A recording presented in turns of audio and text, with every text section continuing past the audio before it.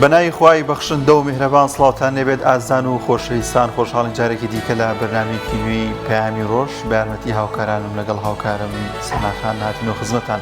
ئەمڕۆژ کۆمەڵێک بڕگە و بابەت و زانیاریمان بۆ ئامادەکردون دەخوازین کە سەرجەمیان جێگەی سوود و ڕۆزامەندی ئێوەی ئازیز بێت. سڵاوی خۆی گەورەتان لەبێت زانی کەناڵی ئاسمانی پەیام و بەرنامەی پەیامی ڕۆژ. ئەمڕۆژ لە بەرنامەکەمانە بە یارمەتی هاوکارانمان کۆمەڵە بڕگە بابەتمان بۆ ئامادەکردن بۆ ئومێدەی جێگای سوود و ڕۆزامەندی هەموو لایەک بێت. دیارە خۆتان نەزانن دوو ڕۆژە وەرزی پاییز دەستی پێکردووە کە شوهەواش بەڕاستی گۆڕاوە. کاکدانیان من ئەم دوو ڕۆژە بەیانیان بە تەواوەتی هەست بە کەشی پاییزەکەم. لە تەوەری یەکەمە قسەکەین لەسەر کاریگەریەکانی وەرزی پاییز و کەشوهەوای پاییز لەسەر پێستی مرۆڤ. ئایا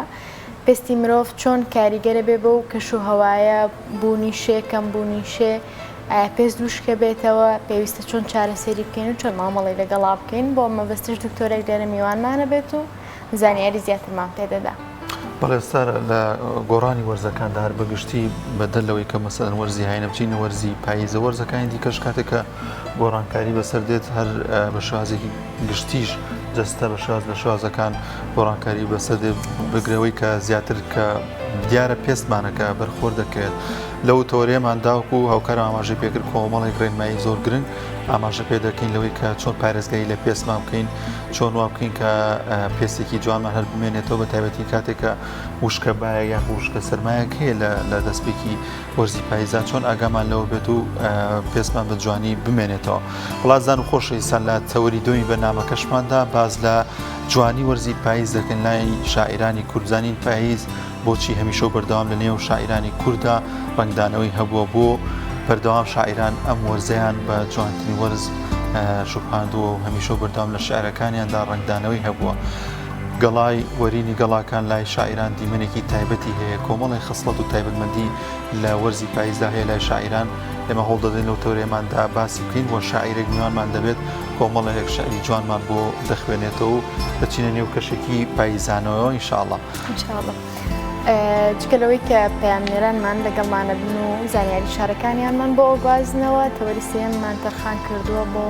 قسەکردن لەسەر چۆنیەتی چەسپاندنی ئەحکامەکانی شەریعەتی ئیسلامی و قسەکەین لەو بارەوە ئایا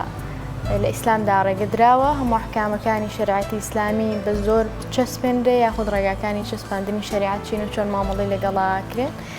لێرە شاهر میوانێکی بەڕێز لەگەڵمانە بێت و لەو بارەیەوە زانیاری زیاترمانەدات. وڵاتزان و خۆشەویستان دەستپێک دەچینە لای کەشوهەوا بزانین ئەمڕۆ گۆڕانکاریەکانی کەشوهەوا چین، پێکەوە بینەریان دەبین.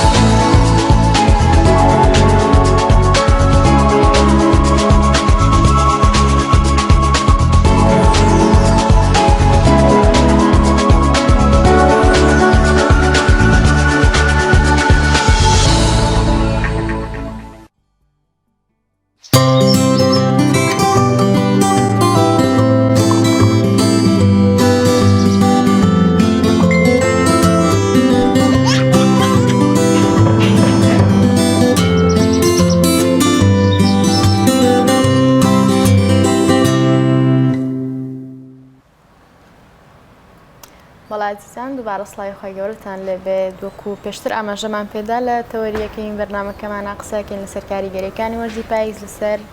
پێستی مرۆڤ.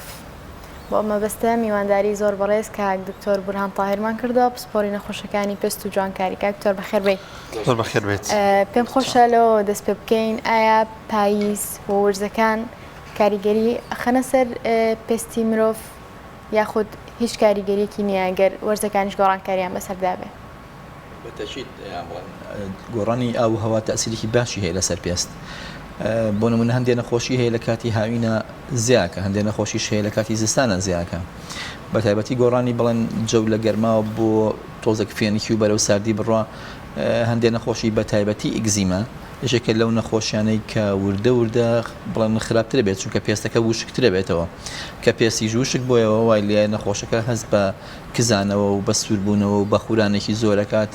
و هەروەها و کەسانی کە تۆزێک بە تەمەنن عینەن شێت لە خۆی پێستیان وشکە لە کاتی سەرمایە لە کاتی زستانە عادەتەن پێستیان زیاتر خراپترە بێت، لەبەرەوە باشتر وایە لە کاتی زستانە ئاگداری ئەو شتانە بێت. کاک تۆ ئەگەر پۆلێنی بکەین چەند جۆر پێستمان هەیە بەتایبەت لە ڕوخسارە، ینی چەند جۆری هەیە؟ پێست هەیە چەورە، بە تایبەتی ئەوانەی کە تووشی زیبکا بن بەڕاستی لە تەمەنی گەنجەکانە زۆرە، بەڵام بۆ نمونە تەمەنی 11 بەرەو 19 تاکو 22-23 لەو تەمەنە ئاتەنەوەنە پێستیان زۆر چەورە. ئەویش هەموو کەسێنە بڵێن بە شێوەیەکی گشتی. هەندێک پێست هەیە با بڵێن مامناوەندەیە خودت لە بینی هەردووشیانە نە چەورە نەوشکە، لە پێستم تەبیعیە و پێستیش هەیە وشکە، ینی توانین بڵێن 3 جۆر هەیە و لەگەڵیشیە هەندێک پێست هەیە پێوترێ پێستی هەستیار کە بە بەسیترین شت بە هەموو شێوەیە کە گەر شتێکی بەرکەوێت تووشی نەخۆشیەکات، چ کزانەوە بێت چ سووربوونەوە بێت. کەکتۆر ئەکرێن پێستانە گۆڕانکاریان بەسەرا بێت، ینی کەسێک سەرتا پێستی چاور بە دوایی هەستکا پێستی وشکە بێتەوە وشک بووە؟ لە ڕاستیات تەمەەن تەسیری زۆرە. بۆ نمونە وتمەگە لە گەنجیابی تەمەنەکان عاتەن پێستیان بەعام چەورە، بەڵام بۆ ماوەی تەسیری زۆری هەیە. بۆ نمونەگە کەسێک خۆی پێستی چەور بێ لە خێزانەکانە پێستی چەور هەبێت لەو بڕوایم هەر بەو شێوەیە ڕوا ناگۆڕێت تا تەمەنێکی زۆر، تا تەمەنی 25 تا 30. بەڵام کەسێک لە خێزانەکانە بەعام پێستیان وشک بێت و گزیمان هەبێت و هەندێک نەخۆشی پێستیان هەبێ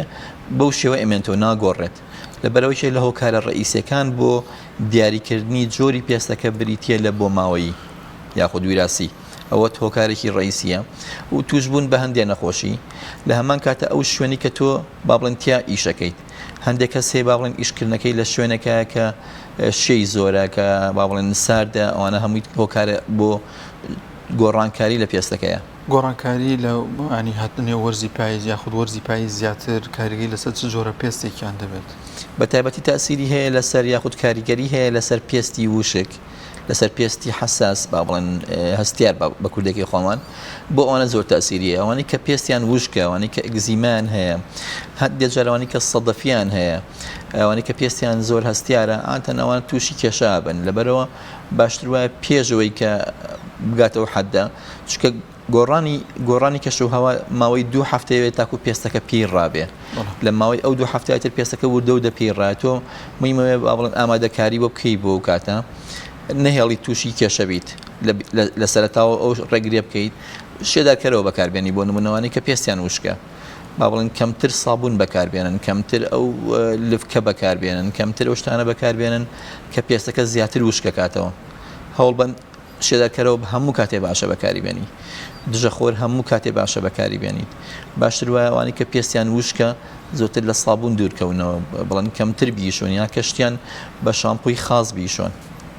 باشە کاکتۆر، تا چەنە گرنگە خەڵکی لە کاتی گۆڕانکاری ئەم وەرزانەیە سەردانی پزیشکی پێست بکە بۆی بزانێت پێستی چی لێ هاتووە و چۆن مامەڵی لەگەڵا بکە؟ بە تایبەتی بۆ کەسانی کە نەخۆشی پێستیان هەیە وکوتم ئەگزیما بێ، سەدەفیە بێ، یاخود هەندێک نەخۆشی پێستی با بڵێن وەکو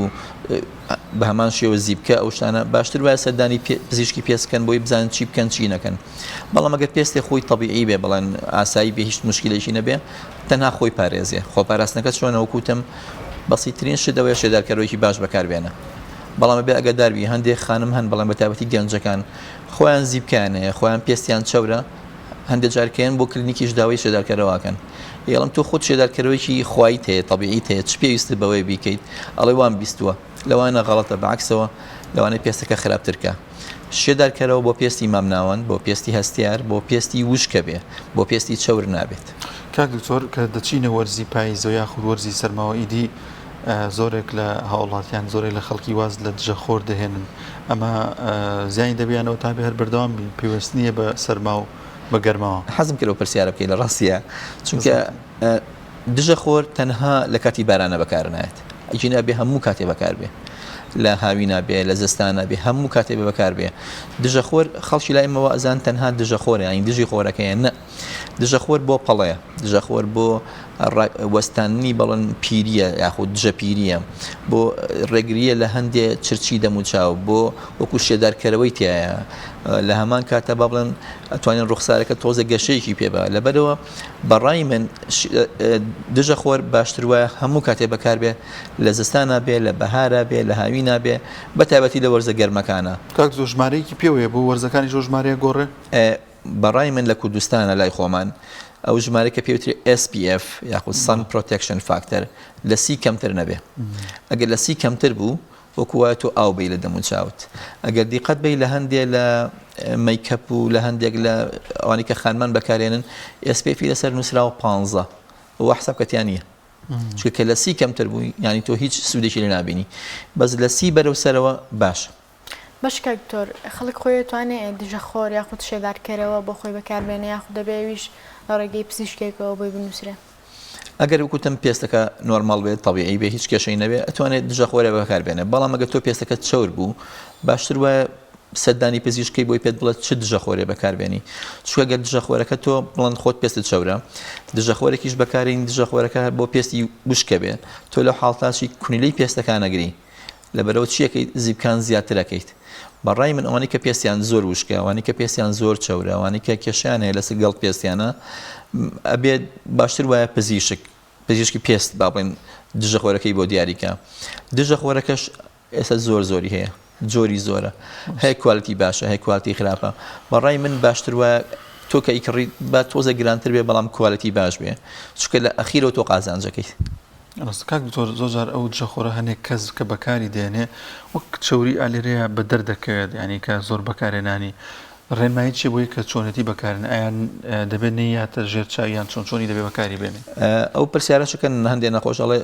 ئەتوانم دژەخۆر بەم لە ژێر چاوم یا لە پشتی چاوم دژەخۆر بیە لە هەموو شوێنێکی دەموچاوت نەک بەس دەموچاو بە تایبەتی لە خانمانە چووکە بێت دەستیشان هەر جوان بێ بەڕێی من بێنە دەستیشان بیان دەستنگیان ئەم پێوترێ V shape ئەتوان بیان لەوێش چونکە هەمووی ئەوان تەسیری خۆر وردە ئەیبینی یەکسەر با بڵێن لەوانەیە بە چەندەها ساڵ وردە و دەستەکەی دەموچاو کە چرج بووە ئەگەر دیقەت بێ ئەوانەی کە لەبەر خۆریشەکان بە تایبەتی کرێکار وشتەکان ئاتەن گەنجیشە بەڵام تەنیشت چاوی هەمووی چرج بووە هۆکارەکەی چییە هۆکارەکەی ئەوەیە با بڵێن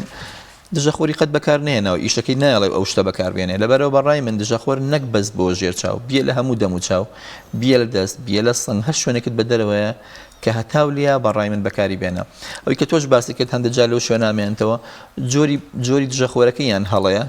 لەگەڵ پێستیان ناگونجێ یاوتان نەیتوانێت بە جوانی بەکاری بێنێ خۆی باشتر وایە دەدەقە چارەکی پێشەوەی تۆ بچیتە دەرەوە دژەخۆر بەکاربێنی ئەو کاتە بە جوانی هەڵێ مژێ و ئیزعاج نابی بەس نەخۆشی ئێمە بڵێن کەسی ئێمە بەعام پەلانە لە هەموو شتێک ئێمە پەلەین خێرا لێت و وڵێ پێم و دیارە ئەچمە دەرەوە پێم و دیارە وان یەگە تۆ یەک تۆز مەجای بیت دەدەقەیەک جوانە نیشێتە سەر پێستەکە و هیچ پێ و دیار نابێت چەند کاتژمێ مەفعول ئێمەنێتەوە دژەخۆر 2 ساعت هیچ دژەخۆری نییە هەندێک شەریکات ئەڵێ ئەمە 24 ساعتە ئەمە 6 ساعتە ئەو قسەی ڕاز نییە هیچ دژەخۆری نەیە لە 2 ساعت زیاتر ئیشکە لەبەرەوە تۆ بێ وا حساب بکەی ئەو کاتی کە هەتاو لێتەیە ئەو کاتی کە تیشی خۆر لێتە باشتر وا حساب بکەی کە 2 ساعت بە دەموچاوتەوە پارێزێ دوای ئەوە لی بەرەوە بۆت کرا بیشە و لی بەرەوە بۆت نەکرا ئەکسەر بەسەرە لی بەرەوە باش کاکتۆر بەتایبەت ئەوانی کە خانمان بەکارێن ئەو دژەخۆرانە جاروایە فاوندیشنی تایە ئەساسی تایە ئەمە کاریگەری لەسەر دژەخۆرەکە بۆ پێستی و خانمە خراپ نییە ئەوە شەرە پرسیارێکی زۆر باش و بەڕاستی چونکە هەندێک نەخۆشە ترسنەڵەن ئینی تایە با بڵێن ئەساسی تایە یاخۆ فاوندیشنی تایە باکسەوە دوو جاری پارێزی ئەگەر لەگەڵ پێستەکە بگونجێ زۆر باشە کەسێک کە خۆی ئەسمەرە هەندێک تۆزێک با بڵێن دەموچاوەکەی ساڵ نییە هەندێک شوێنی پێوە دیارە ئەگەر ئەساسەکەی لەگەڵا بێ هەم دژەخۆرەکەی پارێزی و هەم ئەساسەکەشەی پارێزیە باشترە نەک خراپتر بێ زۆر باشە بچمەوە پرسیارە بکەم لە ئێستادا لە زۆری لە سەنتەرەکان کۆمەڵێک ئامێر هاتوو بۆ جوانکاری پێست و بۆ ئەو بابەتانە ئەمانە تا چەند کاریگەری دەبێت بۆ بەتایبەتی لە وەرزی پاییزدا ئەگەر خانمێک ئەگەر کەسێک بوێت پێستێکی جوانی هەبێت و پێستی بپارێزێ ئەو ئامێرانە چین کەوا دەکەن کە ئەم پێستە بە جوانی بمێنێتەوە پێشەی بچێت سەر ئامێر یەک شتەیە زۆر بەسیتە ئەگەر تێ پێست جوان بێ ئەو زۆر خۆ بەتایبەتی لە پاییزە بتوانێت ئەو زۆر خۆی تر شەر نییە هەر ئاو بێ شلەمەنی مەعەدا ئەو خواردنەوەرانی کە با بڵێن پێوترێ فزی درینگەوەی وەکو کۆلا و ئەوانە قەت باش نییە خواردنی گازی ئەوانە قەت باش نییە بەڵام تر هەر شتێک کە بێ زۆر شیرین نەبێت زۆر با بڵێن گازی نەبێت بیخۆ خێرا ئاو خۆ شلەمەنی سوپ هەموو شتێ باشە بۆ پێست بینە سەر جیهازەکان جیهاز بەڕای من جیهاز جۆری زۆرە تۆ گە بتوێت پێستێکی جوانت هەبێ بە تایبەتی بەنسبەت خانمانەوە چونکە با بڵێن مەیکەپەکەن ئەچنە دەرەوە با بڵێن زۆرتر هەتاو بریانەکەی لە هەندێک شوێنە یاخود تاسیری گوڵۆپەی لەو شوێنە با بتوانێت هایدرەفەیشیڵکە هایدرەفەیشیڵ چیە پاکردنەوەی دەموچاوە نەک بەس بۆ خانمان بۆ پیاوانیش تەبان بەڵام بە تایبەتی بۆ خانمان لەبەر چی لە پێستەکە بۆت باسەکەم هایدرەفەیشیڵ با بڵێن ئەو تەبەقە مردووی کە لەسەر پێست دروست بووە لای ئەبات و با بڵێن هەندێک جار ئێمە لەگەڵ هایدرەفەیشیڵەکە هەندێک مادەی تیایی خینە سەر پێستەکە گەشەیەکە بە دەموچاوەکە تۆزە ئیسراحەتەکە کونلەی پێستەکان ئەکرێتەوە لەبەرەوە باشتر وایە بەڕای من ئەگەر کەسێک پێستی چەور بێ هەموو 2 مانگ جارێک هایدرەفەیشیڵ بکە ئەگەر کەسێک پێستی وشک بێ بە 3 مانگ جارێک ینی وەرزی جارێک هایدرەفەیشیڵ بکەی بۆ پێستیشی جوانە و نەفسیان مرتاحی شەبی زۆر چاکە کاکتۆر لە وەرزی پاییزە زۆر کات بەهۆی وەرینی گەڵاکان و هەڵاڵێن گوڵەکان و ئەوان تەپۆتۆزێک دروست ئەبێ ئەمە تا چەند کاریگەری هەیە لەسەر پێست خۆی وڵاتی ئێمە هەمووی تەپۆتۆزە لە پاییز شاک و تۆڵی خراپترە بێ لەبەرەوە باشتر وایە با بڵێن وەکوتم چەند بتوانی یەکێ لەوانە پاکردنەوەی دەموچاو هایدرەفەیشیڵ لەوانەی کە با بتوانی ئەگەر پێستەکەت وشک بوو بە مەسائلێ بیشوی کە لەگەڵ پێستەکە تا بگونجێ هەمە ئیپارێزێ لە تەپۆتۆز هەم لە هەمان کاتیشە با بڵێن دوای لە پێستەکەش کات تۆزێ ڕەونەقی تیابێ گەشەیەکی تیابێ بێ بزانین تۆ چی بەکارهێنی بۆ لابردنی پێستەکە بۆ لابردنی ئەو تەڵخی کێچێتە سەر دەموچاو و تەپۆتۆزەی کاچێتە سەر دەموچاو یانی دەموچاو من هەموو جارێ لە هەموو بەرنامەیەکە باسی ئەوم کردووە پێستی تۆ پاسپۆرتی تۆیە کاچتە هەر شوێنە یەکەم کەشت چیە بین پێستی تۆ بێنن ئەگەر پێستە جوان بوو یانی شتێکی خۆشە لە هەموو شوێنە تۆڵن دیارم کەسە سەحیە تەندروستە دیارم کەسە باشە لەبەرەوە بەڕای من باشتر وایە احتیمامێکی تاوەتی برێ بە دەموچاو لە هەموو شوێنە زیاتر بە قژ عینەشت بە تایبەتی پێست کاک دکتۆر وەرزی پاییز کاریگەری ینی با بڵێن باسمان کرد لە جۆری پێستەکانە بەڵام لە ڕەگەزە جیاوازی هەیە کاریگەریەکان پێست لەوانەیە پێستی تۆ لە پێستی ئەو خانمە باڵێن هەستیارتر بێ بە پێی کەسەکانە گۆڕێ بە پێی بەگوتم ویراست تەسیرێکی زۆری هەیە بۆ ماوەی تەسیرێکی زۆر مهمی هەیە لەسەر هەموو شتێ نەک لەسەر پێست لەسەر تەمەن لەسەر نەخۆشیەکان لەسەر قش لەسەر پێستێ لەسەر هەموو شتێ ئەگەر لە خێزانەکەی تۆیە بڵێن پێش تۆ چەند کەسێک پێستیان هەستیار بۆ دڵنیا بە پێستی تۆش هەستیارە بێ ئەمە بەشێکیان بەشێکی کەشوانتوان ئاو هەوا لە زستانە لە پاییزە گۆڕانی ئاو هەوا تەسیری ڕاستەخۆی هەیە لەسەر پێستەکە پێست وشکە بێتەوە پێست تا حدێکی زۆر با بڵێن قرچێکی تێکەوە تا حدی با بڵێن وای لێ تەڵخە بێ لەبەرەوە باشتر وایە بتوانی لەگەڵا خۆت بگونجێنی زۆر باش کاکتۆر وەرزی پاییز چ کاریگەرێکی لەسەر مو هەیە قەش مووی لاشە ئەمانە هیچ کاریگەرێکی هەیە بەنسبەت با بڵێن موش لەسەر پێست دروستە بێ لەبەرەوە کە پێستەکە وشک بوو مۆکەشە وەرێ تەسیری لەوانەیە ڕاستەخۆی نەبێ بەڵام با بڵێن نان ڕاستەخۆ تەسیری لەسەر قژەکەشەیە زۆر باشە کاک دکتۆر زۆر جار باز لەوە دەکرێت لە وەرزی پاییزە بە تایبەتستانە بە تایبەت لە خانمانە ئەمە بوونی هەیە پەڵە دروستە بێت و زۆر جار زۆرێک لە پسپۆرانی ئەو بوارش باز لەوە دەکەن کە بە دەگمەن هەیە بوونی پەڵە لەسەر ڕوخسار چارەسەری نیان لەوانەیە بمێنێتەوە ئاساواری بمێنێتەوە ئەمە چۆن نییە لە ڕاستیە من با بڵێن ڕۆژانە نەخۆشی پەڵا بینم پەڵەیەکە لەو نەخۆشیانەی کە ئێمە زۆر پێی یانی دەستە و دامانەوەستی نازانین چکەین بەڕاستی پەڵە کێشەکەی لە چیایە پەڵە جۆری زۆرە پەڵە هەیە لە بەشی سەرۆی پێستەکەیە بە ئەسانی ڕۆ پەڵە هەیە قوڵە تۆ هەرچێکی بۆ بکەی تۆزێک باشە بێ بەڵام بەتاوەتی ناڕگۆڕێ پەڵە هەیە لە هەردووشانە لە بەشی سەرەوەشەیە و لە بەشی خوارەوەشەیە پەڵە لە وڵاتی ئێمە زۆرە لەبەرچی زۆرە لەبەری وڵاتی ئێمە گەرمە یەکێک لە هۆکارە هەر ڕئیسەکانی پەڵە چییە تیشکی خۆرە بۆیە ئەڵم دژەخۆر هەموو کاتێ بەکاربێنن هۆکارێکیان چیە بریتە لە با بڵێن دووگیانی لە خانمانە تێکچوونی هۆرمۆنات ئەوەش پەڵە دروست دەکات هەندێک جار چارەسەری هەیە خۆی لە ڕاستی ئەگەر زوو فریای کەویت لە بیدایەتەوە بەڵێ ئەگەر لە بەشی سەروی پێستەکە بێ کە پێوترە سوپەرفیشیال بەڵێ لەسەر ئەوە ڕوات ئێمە هەندێک کرێمات هەیە بۆیان بەکارێنین و نەخۆشەکە بە تاڵتی باشە بێ بەڵام ئەگەر ماوەیەکی زۆر مایەوە بڵێن پەڵەکە چوە خوار پێستەکە لەو حاڵەتە تۆزێک باشە بێ بەڵام بە تاڵتی قەت ناڕوات تا وردو دەبێت بە پێی تەمەن یعنی تۆ قەت کەسێکت بینی و تەمەنی 50 ساڵ بێ پەڵی هەبێ نە ئاتەن لە گەنجە هەیە بەڵام وردە خۆی کەمە بێتەوە گە تۆ هیچیش نەکەی بەڵام پەڵە ناخۆشە بۆ خانمان ناخۆشە چونکە زۆر دیارە جاخ لە وڵاتی خۆشمانە ئاتەن خانمان حەزەکەن پێستیان سپی بێ پێستیان جوان بێ پەڵە قاوەیە بەڵێ ڕێک بەعکسی و حەزەی خۆیانەوەیە باشتر وایە زوو فریایکەون ئێمە یەکەم جار باوڵێن بە کرێمە لەگەڵانە پێشەوەی کە دروست بێ ئەڵێن دژەخۆر بەکارمێنە دژەخۆر کە دروست بوو باشتر وایە زوو چارەسەرکە ئەگەر بە کرێمی بۆ بەکارێن بە کرێمەکە باش بێ کرێم باش نەبوو اینجا هەندێک ڕێگەی کە هەیە بۆ نمونە پلازما هەیە بۆ نمونە تەقشیر هەیە هەندێک جار لەیزەر هەیە بەڵام من زۆر لەگەڵ لەیزەرانیم بۆ پەڵە چونکە خانمی ئێمە بەعام ئەسمەرن لەیزەریش تۆزێک کێشە دروستەکە لەوانەیە پەڵەکە تۆ بکاتەوە خانوێکی کەمانە و لێرە پێشکەشکارە و کێشەی هەبوو ئەین زۆر جار پزیشکی کەم و پرسیارمانەوە لێ کرد کە خۆی بۆ شازە بوو بۆی لیزەرەوە لەوانێنێک جار پەڵی بۆ دروست بوو بێت ڕاست ئەمە ممکنە کشتی وا بێت بۆی لیزەرەوە پەڵە دروست بێت بەڵام من نەخۆشی خۆم قەت بە لەیزەر پەڵیان بۆ چاناکە چونکە هەندێک جار و ناڵم لەیزەر شتێک نییە بتوانی بە ئاسانی بەکاری بێنێ بێ کەسێ بێ زۆر شارەزابێ بێ بشتوانی با بڵێن پێسی نەخۆشەکە بزانی چه جۆرەیانە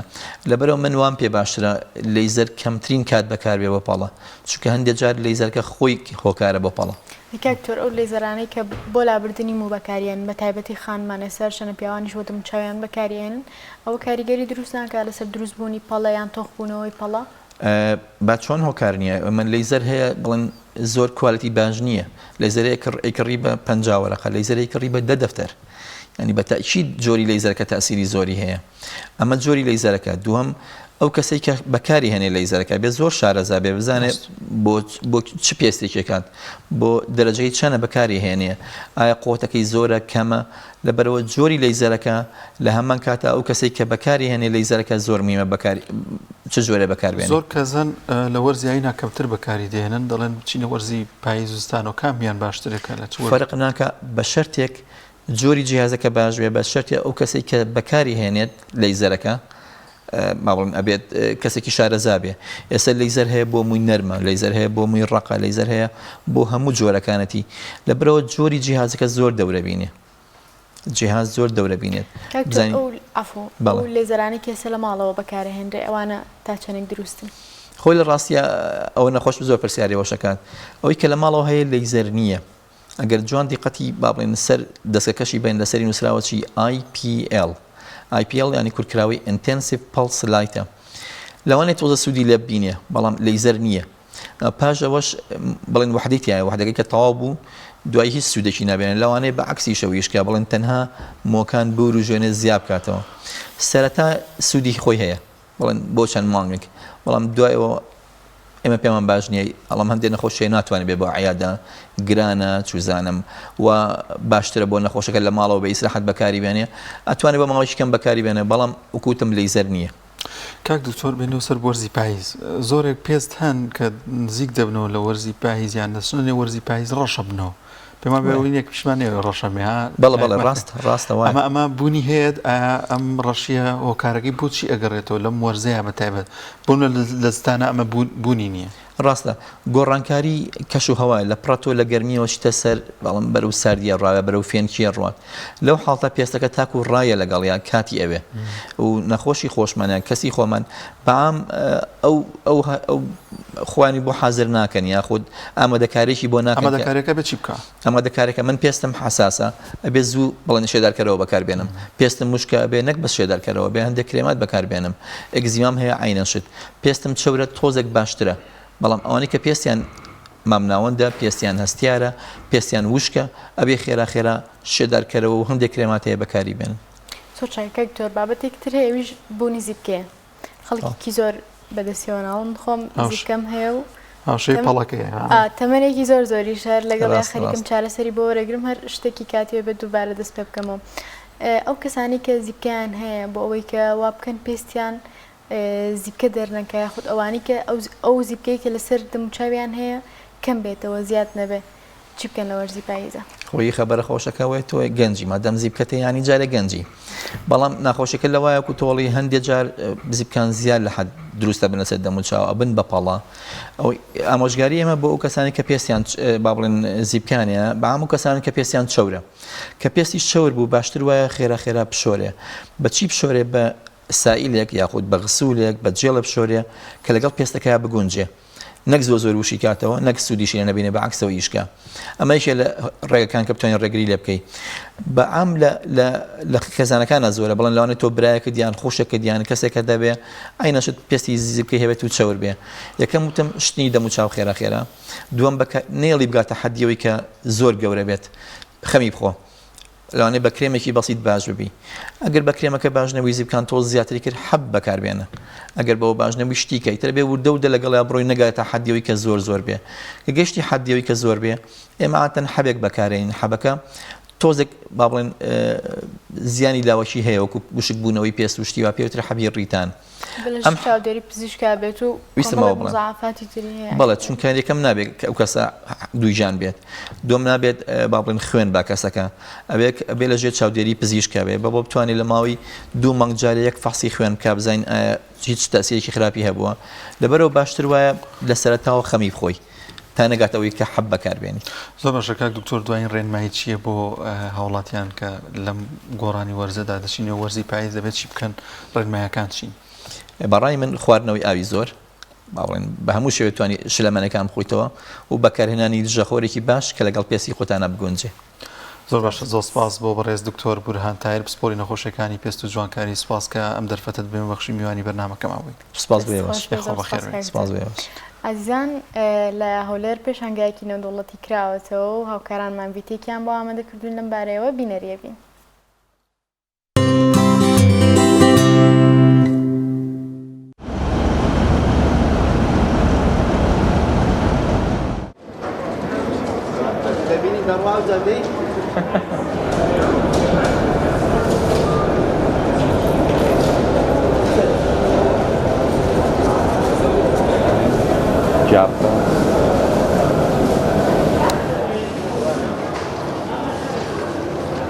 ئەو پێشانگایە 4 ڕۆژ دەخانی ئەمڕۆ یەکەم ڕۆژ دەبێتن کە هێشتا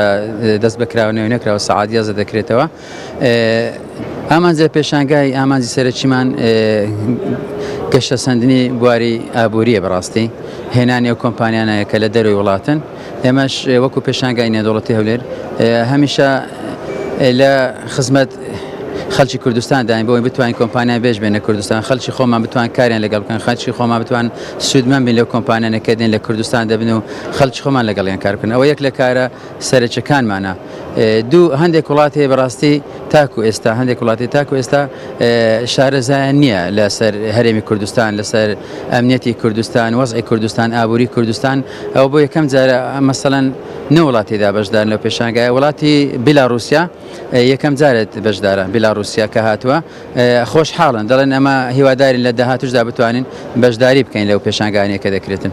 زۆرترین کەس کە سودمەند دەبێت لەو پێشانگانەی هەرێمی کوردستان هاوڵاتیانی هەرێمی کوردستانن یەکەم ئەگەر بێت ئەو کۆمپانیانە بڕیار بدەن بێن لە کوردستاندا مەسەڵەن کارگەکانیان خۆیان بێن لە کوردستان دامەزرێن حتمما خەڵکی کوردستان کاریان لەگە دەکەن دووش بە خۆ دەزانانی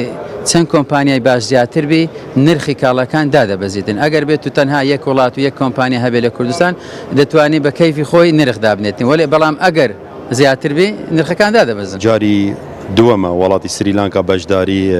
پێشانگای هەولێر دەکەتن بەس ئەمڕۆ کە بە حەجمێکی گەورەتر لە 2019 چەندین کۆمپانیای چای و بەهارات لە وڵاتی سریلانکا ئەمڕۆ هاتینە حتمما سریلانکا یەکەم وڵاتە و بۆ چا ڕەوانەی هەرێمی کوردستان و عێراق دەکەتن ئەمڕۆ زۆر پێ خۆشحاڵین و بەتایبەت 2022 کۆ عێراق ڕقم ئێک تێتن لە سریلانکا و بۆ چای وەکو 2021 و 2019 نەبوو چاکی زۆر کەمیاتێکی مەزن دەیێتە هەرێمی کوردستان ڕاستەخۆ ئێستا لێرە حازرن هەموو مدیرەکانی ئەو کۆمپانیای چای هاتینە لێرە بازرگانی هەرێمی کوردستان و ناوەڕاستی عێراق دەتوانن ڕاستەوخۆ بێن لێرە اتفاقیەی چای لەگەل یەکدا بکەن هەر دەتوانن لێرەجی ئیمزا بکەن گرێبەستەکان لەگەل ئەو بازرگانانە و ئەو کۆمپانیانە ئەمڕۆ لێرە حاضر بوون هەموو کۆمپانیە باوەڕ پێکراون لە لای تیبۆردەوە کۆ ئەمڕۆ کە هاتین سەردانی هەرێمی کوردستانی کرد.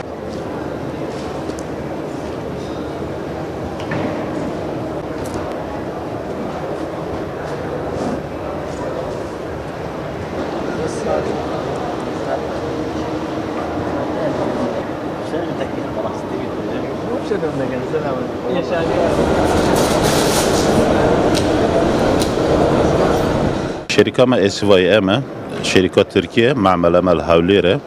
أو مواد دبنين حمي معملة ما هاوليرة درست كني مواد ما يا تركيا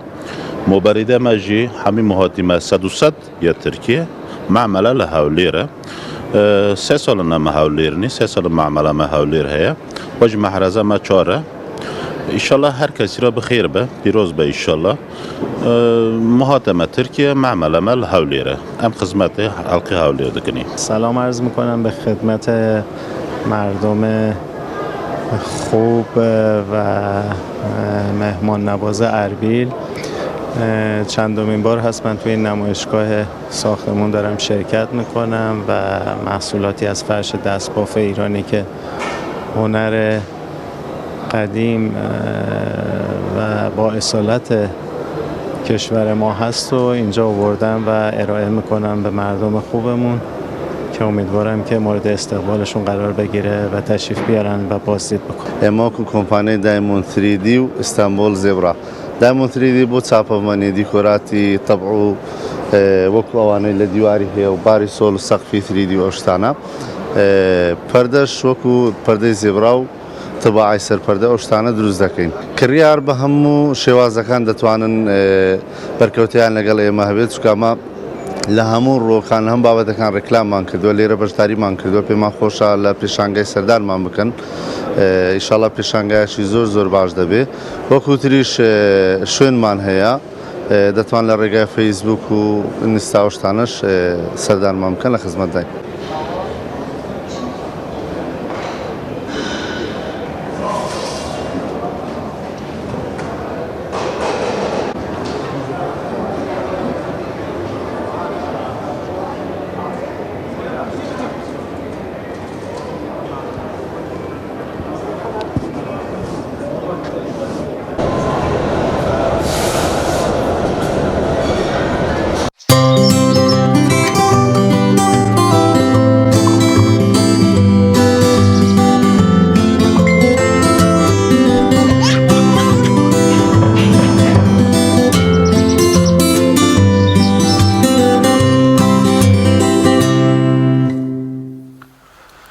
دووبارە سڵاوتان لەبێت ئازان و خۆشەویستان لە چاوەری دوین بەرنامەکەماندا باز لە جوانی پاییز دەکەین لای شاعیرانی کورد.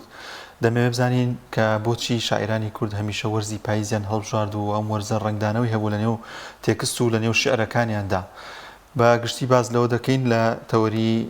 دووەماندا بە میوانداری زۆر بەڕێز مامۆستا نەریمان حەسەن شاعیر. مامۆستاگیان زۆر بەخێر بێ. سپاس بۆم دەرفەتە. زۆر سپاس بۆ سپاسدانەکەم. مامۆستا دەمێت لەوە دەست پێ بکەم بۆچی بەشێکی زۆری شاعیران وەرزی پاییز بە تایبەتی یعنی وەرزەکانی دیکە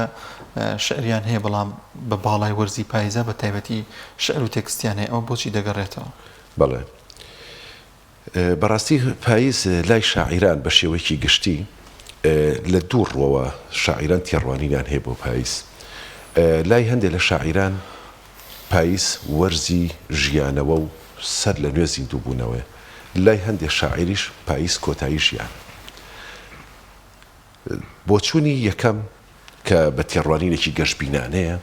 کە لە جوانی پاییز ئەڕوانێ کە پاییز وەرزێکی جوانە بەڵێ لەگەڵ ئەوەیە کە وەرزی گەڵاوەرینە بەڵام وەرزی پێگەیشتنی بەرووبوو میشە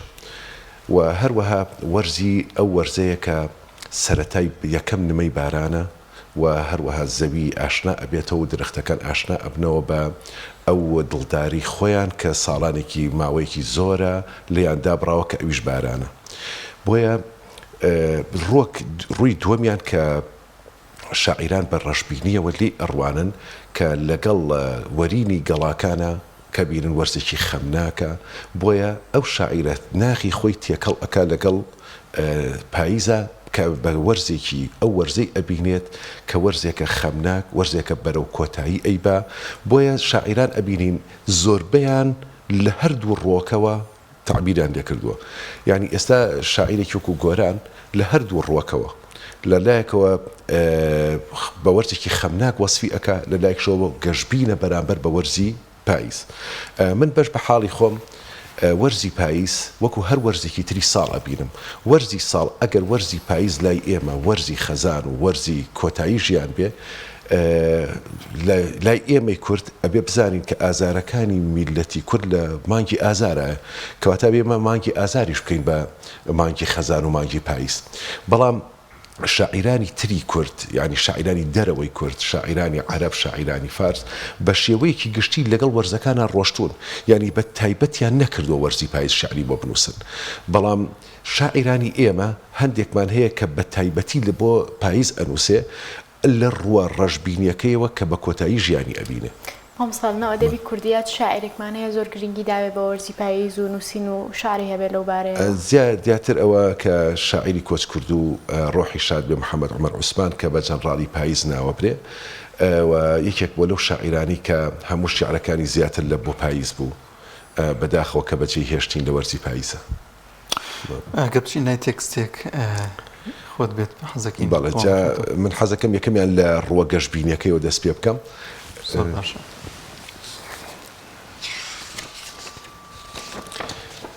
شعری یەکەم بە ناونیشانی سپێدەی پاییز سپێدەیە خۆر نووسووە پۆپەشمینی هەوری نەرمی لە بەژنی خۆی ئاڵاندووە دنیا کپە ڕەنگی بولێڵی گرتووە باران باران نم دێن و ڕیز و قەتاریان بەستووە سپێدەیە و زەوی شۆخێکی شەرمنی بەژن شەقاری ماندووە گەڵای گۆنایی بۆ ماچی شیرینی باران بە تاسەوە ڕاخستووە درەختەکان لەگەڵ گەڵا سەما ئەکەن بە ئاوازی شنەی شەماڵ لەگەڵ گەڵا ئاهەنگێکیان ساز کردووە باڵندەکان کەیلن خومارن سەرمەستن بۆن گوڵاوی مشکی باران هەست و هۆشیانی بردووە سپێدەیە گوڵی باران بەسەرماندا دێتە خوارێ کانی لەی شەید شیرینی کوێستان لەگەڵ ڕووباری دڵخوازی شادی دەگێڕن بەجارێ تنۆک تنۆک بە گوێمانە دەچرپێنن گەشببین بن و دڵ پڕ لە هیوا و ئەوین بن لەگەڵبوونی هەر تنۆکێ ئەوینی خوا بەسەرتانە دا ئەبارێ بەپێ و شارە بێکە ئێستا جەنابەت خوێنتەوە هەر حەزەکی لە بەیانیانی وەرزی پاییزە هەستی چ لە شاربی یان لە دێوی دەست بکەی بە ئیش و کارەکان و گەورەی و عەزەمەتی خوای گەورە بۆ دەرکەوێت لە دڵنیایی وایە هەڵبەتە دیمەنی جوانی پاییز بە تایبەتی لە دەشت و لە نێو لادەکانە زیاتر ئەو دیمەنە جوانانە بە دەردەکەوێت بە ڕاستی وایە یعنی ئێستا وەرزی ئەوەیە کە ئینسان لە شار بچێتە دەرەوە بچێ ئەو دیمەنە جوانانە بەڕاستی لێ بێبەش نەبێت هەر بۆ تەئیدەن بۆ قسەکەی جەنابەت ئەم بەیانیە زوو کە مناڵێکمە هاتە دەرەوە بچێ بۆ قوتابخانە لەو کاتەیە کە سەیری هەوری کرد هاتە ژوورۆتی بابەوەرە شعرەکەی تۆیە وتم چۆنوتی سەیری هەور کە هەور خۆی لە بڵی خۆر خۆی لە هەورەوە ئاڵاندووە ئەو شعری هێنامەوە بیر کە بەڕاستی کە بەیانی هەڵاسی ئەو خۆرە کە هەستەکەی هێشتا هەر نووسوە هەڵمەهاتووە دیمەنێکی جوان ئەبەخشێ بۆیە بەڕاستی ئەو قسەی جەنابەت جوانە ئەگەر ئێستا ئێمە بچین لە لادیەکانە سەیری ئەو دیمەنە جوانانە بکەین و لێ بێبەش نەبین زۆر باشەوە سەنەریمان ینی تۆ پێدوانیە مەسەرەن لە وەرزی پاییزدا ینی ئەم وردەکاریانە حتمما شاعران درکی پێدەکەن بۆ منەم گەڵا زەردەی کە ئێستا هەڵوەری و هەر ئەو گەڵا سەوزە بوو کە لە بەهارە و لە هاوینا هەبوو بۆ سۆزی جوانیە مایە و ئێستا هەڵوەری و بە شوازە لە شوازەکان مردووە ئەمە ئەوە ناگەێنێت کە ئینسان لە تەمەنیدا لە هەرزەکاریدا لە گەنجەتیدا لە بەهاری تەمەنیدا ئاگاداری تەمەنی بێت و ڕۆژێک دێت بە هەمان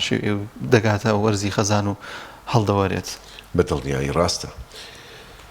وەرزی پاییز پێمانەڵێ هەر شتێ سەرەتای هەبوو کۆتاییشی هەیە. جوانە.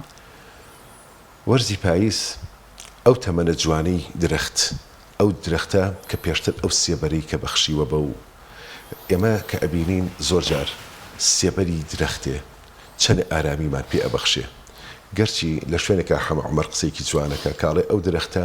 کەسێکمان نەبوو لە دوای ئەوەی کە لە سێبەرەکەی حەساینەوە کە تێپەڕین و سوپاسێکی درەختەکە بکەین. بەڕاستی ئەبێ ئەومان لە بەرچاو بێت کە ئەم درەختە ئەو سێبەرە جوانەی هەبووە، ئەم گەڵا جوانەی هەبووە، ئەم درەختە جوانە کە ئەم بەروبوومە جوانەی هەبووە، ڕۆژێکی پرچی خۆی ئەڕنێ و سەیرەکەی. بەڵام لەگەڵ ئەوەشا کە ئەبینی پاییز ناخی درەختەکانمان بۆ دەرئەخا، ناخی مرۆڤەکانیش لەو کاتەیە دروست ئەبێت لای ئێمەی مسلمان وابیر ئەەکەینەوە لە خەزانی تەمەنمان کە تەمەنمان بەرەو کۆتایی ئەڕوا ناخی ئێمە دەرئەکەوێ لەو کاتێ لای ئێمە ژیانێکی تازە دەست پێ ئەکا. ڕاستە کە ئەڵین پاییز وەرزێکی خەزانە، بەڵام لەگەڵ ئەوەشە کە ژیانەوەی ئێمەی مسلمان وای ئەبینین کە ڕۆژێت کۆتایی تەمەنمانە، بەڵام ئەو تەمەنی کە ئێمە کۆتایی دێن لە دنیادا سەرەتای ژیانێکی نوێ، سەرەتای ژیانێکی نوێ لە دوای مردنمان. بەڵام ئەبینی پاییز لە وەرزی بەهارە و لە وەرزی هاوینە خۆی ئەڕازێنێتەوە ئەم درەختە، بەڵام مرۆڤەکانیش هەر لە تەمەنیانە بەم شێوەیە. بەڵام ئەگەر مرۆڤێک لە تەمەنی خۆیە بیری لای ئەوە نەبێ ڕۆژێ لە ڕۆژان پاییزی تەمەنی یەتە پێش، کەواتە ئەو ئینسانە ئەکە ڕۆژێ لە ڕۆژان ئەگاتە پاییز لەو کاتێ تووشی شۆکە بێ. بەڵام مرۆڤی بڕوادار ئەبێ ڕۆژێ لە ڕۆژان ئەوەی لە بەرچاو بێ. هەموو ژیان وایە، تەمەنی بۆ نییە، تەمەند دیاری کراو نییە بڵێ لەو تەمەنیا کە ئەمرین. هەموو تەمەنێک بۆی هەیە کە ڕۆژێک خەزان بێتە پێشەوە، بۆیە هەمیشە پاییز لە بەرچاو بگیرێ. زۆر باشە. مامۆستایەکی تر لە پەیامەکانی پاییزەوەیە کە ئەو کەش و هەوا فێنک و گوڵدار و سەوزایی کە لە بەهارە هەمانە، ئەو میوە جۆرا و جۆرانەی کە لە هاوینە هەمانە، ڕۆژێک گێت سەردەمی بەسەرچێ یاخود نامێنێ بۆی لە کاتی خۆیان ئیسیفادەی لێ بکەین و سوودی لێ ببینین. هەرو کۆش کە جەناب ئاماژەت پێدا ئەو تەمەنەی کە ئێمە هەمانە لە سەرەتایە چاومان لەوە بێت ڕۆژێکی پاییزی ئەم تەمەنە دادت بە لەحزە بە لەحزەی سات بە ساتی ئیسیفادەی لێ بکەین و بەرهەمێکی تیا بچنینەوە و توێشێکی تاکۆ بکەینەوە بۆ ئەو ڕۆژانەی کە پاییز تەمەنمانی یاخود زستانە و پێویستمان بە توێشوێکی زۆر زۆرە. بەڵێ ڕاستە، خۆی هەموو تەمەن وایە. تەمەن ئەوەیە کە مرۆڤ هەر لە سەرەتاوە خاڵ بە خاڵی ئەم ژیانی کە هەنگاوی بەسەرە ئەنێ خاڵ بە خاڵ هەر هەمووی لەسەر حساب ڕابردووی مرۆڤ بەشێکە لە داهاتووی. لە وەرزەکانی ساڵە لە بەهارە زۆرجار ئەو گوڵانەی کە هەن ئەو گوڵانە ڕۆژێ لە ڕۆژان ئەزانین ئەوەرن. ئێمە ئەتوانین کە سوود لەو گوڵانە ئەبینین و دوایی ئەکرێت بە گوڵاو و بەردەوام بۆنەکەی ئەتوانین هەڵگرین بۆ ڕۆژانی خۆی. ئەو بەرووبوومانە کە مرۆڤەکان ئەتوانە سوودی لێ ببینن هەڵیگرن وەکو توێشویەک بۆ زستان. بۆیە ئەبینی کە ئەڵێ وەرزی هاوین وەرزی هەژارانە. وەرزی هەژاران بۆ هاتوون لەم وەرزەیە بەرووبوومیان کۆ کردوێتەوە، بەرووبوومیان کۆ کردوێتەوە هەڵیان گرتووە وەکو زەخیرەیەک بۆ زستان. ئینسان لە تەمەنی هەمووی وایە ئەبێ ئەو بەرووبوومانی کە لە ژیانی خۆیان هەیەی لە کردداری چاک لە کردار جوانەکان هەمووی هەڵگرێ کۆی کاتەوە بۆ ڕۆژانی زستانی دوای مەرگ. بەڕاستی ئەوەی جەنابەت زۆر ڕاستە. بەرووبوومێکی جوانمان هەیە لە هاوینە لە سەرەتای پاییزیشە ئەو بەرهەمانەمان هەیە، بەڵام کە ئەگەینە وەرزی زستان لە وەرزی زستانە ئەمەمان نییە. بەڵام مرۆڤی ژیر ئەو مرۆڤەیە کە بتوانێت ئەمانە وەکو توێشویەک هەڵگرێ و لە زستانە بتوانێت سوودێکی باشی لێ ببینێت. زۆر باش ماوەسەیان بچین لای تێکستێکی دیکە با زۆر گفتوگۆ نەکەین. زۆر باشە. تێکستێکی تریان کە زیاتر بڵین ڕووی دۆمێتی ڕژبینیەکەی کە من لە قەسیدەیەکە کە ئەڵێم من و پاییز. هەڵبەتە پاییز هەردوو دیوەکەی تێدایە ڕاستی هەردوو دیوەکەی. من و پاییز ورد گەڵا دابارێنە، پرچی زەردت هەڵوەرێنە، منیش وەک تۆم وەرە ئازیز، هەر چوار وەرزم بۆتە پاییز. بڵێ بە خۆرتی شکڕاخە ئەستێرە گوڵ ببارێنێ،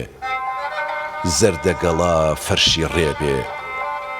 هەور گوڵاو بپرژێنێ. بڵێ ژیان لەم هەوارە چوار وەرزی ساڵی خەزانە، نەک هەر هەڵوەرینی گەڵا، شینە سووتانە گریانە. بڵێ جەستەی نیشتمانم کوچەی خەمە بۆ زام و ژان و شەو درەخت پرسەبارن شیوەن ئەکەن بۆ ئازیزان بڵێ ئەمڕۆ دڵی شاعیر جێژواری شین و خەزانە شکاوە پەنجەی خامەکەی تاشین نەکا بۆ ئەم ژانە کە ئەم بینی سەماعەکەم مەڵێ لە ڕیزی شادانی کە ئەم بینی سەماعەکەم مەڵێ لە ڕیزی شادانی سەمای باڵندەی سەربڕاو سوێیە بۆ ئازاری گیانی مۆسایەکی تر لە تایبەتمەندیەکانی وەرزی پاییز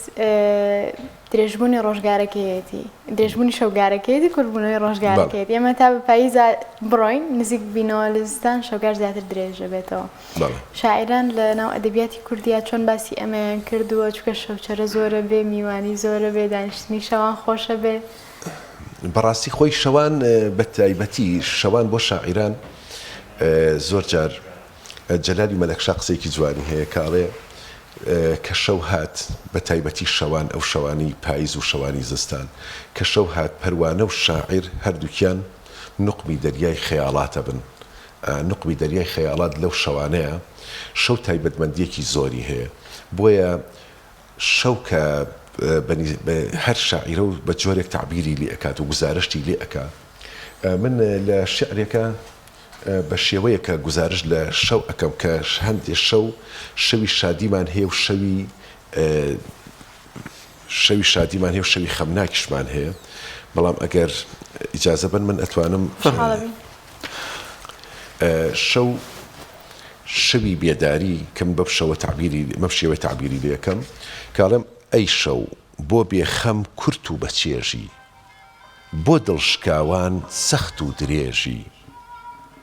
بۆ جەستەی بێخەم ئارامی بەخشی بە چاوی عاشق فرمێسکە ڕێژی بۆ دیدەی بێخەم ڕۆژ زوو دێتەوە بۆ دڵشکاوان هەر نەڕێتەوە ئەی شەو دەخیلە دەستم بە دامان تێپەڕە ڕۆژی ڕووناک بێتەوە ئەی شەو خەمبارم چاو ناچێتە خەو مەجنونە حاڵم دوور لە نیگای ئەو بۆ دیداری لەیل هەر چاو لە ڕێگەم پەروانەی ڕۆحم ناسنەوێ ئەم شەو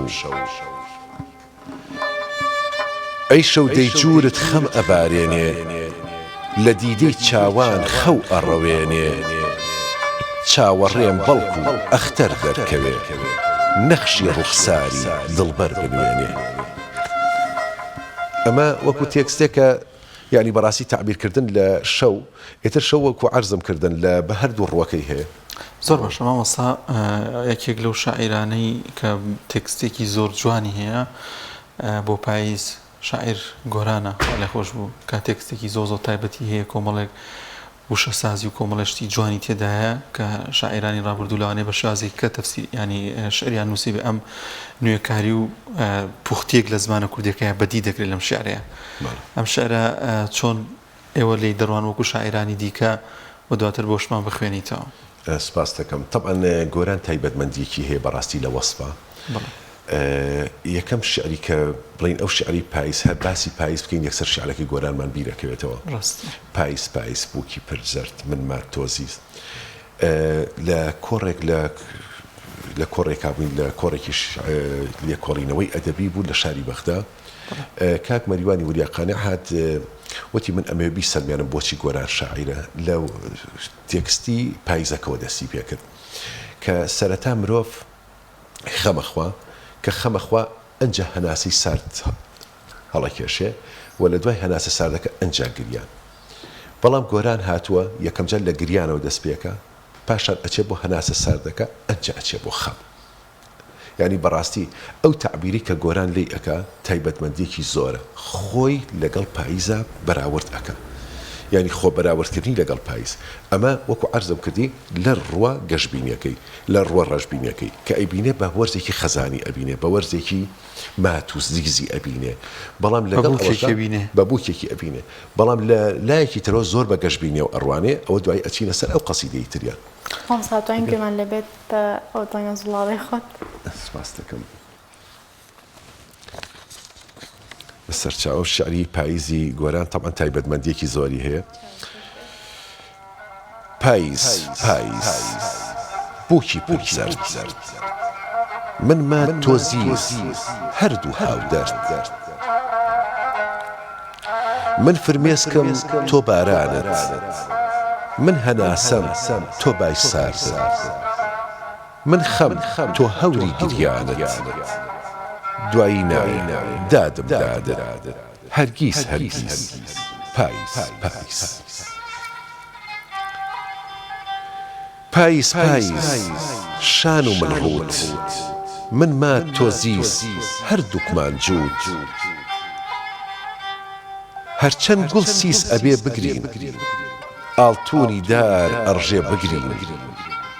پۆڵی باڵدار ئەفڕێ بگرین بگرین بگرین چاومان نەسڕین هەرگیز هەرگیز پاییز پاییز دەستی خۆش نەبووە هاوشێوی و گۆرانی ماوەسە مەزەری خالقی بڵێتەوە لە گۆرانیا کە بۆ شازە بۆ جوانیە هەم دەنگخۆشی هەم تێکستە بوونی هەبێت. پێ دوایە بۆچی هونەرمەندانی ئێستا گرنگی نادەن بەو بابەتە یانەوە تا وا تەسەوڕەکەن کە گوێگریان نەبێت لەو بارەیەوە یان چی؟ پرسیارێکی زۆر جوانە. بەڕاستی من ئەم ئەوەی کە تێبینیم کردووە مامۆستا بەسەری خالقی بە دوای تێکستە گەڕاوە بۆ گۆرانی بە دوای تێکستە. من زۆر جار ئەبینم هونەرمەندانی ئێستا کە زۆر جار بە من ئەڵێن تێکستێکمان بۆ بنووسە ئەوەندە بڕگە بێ. ئەمە تەبعاً ئێمە ئەڵین کاتێک کە ئاواز بۆ گۆرانیەک دانرێ کەلسوم کە پێ وتێکە و کە بەتە شەرق کاتێک کە ئاوازێکیان بۆ داناوە بۆ نمونە شعری ئەطلالی یا بە ڕیاض السنباطی کە ئاوازدانەرێک بوو ساڵێک و 8 مانگی پێچ و هەتاوەکو ئاوازی بۆ دانا. مامۆستان بەسەری خالقی کە ئەم تێکستانە ئەدۆزێتەوە بەڕاستی بە شێوازێک ئەدای ئەکا پەلەی نییە جاری وە هەبووە کە ئەوەی کە من بیستومە لە مامۆستا بەسەری خالقی ماوەیەکی زۆر زۆری پێچوە هەتاوەکو ئاوازیان بۆ داناوە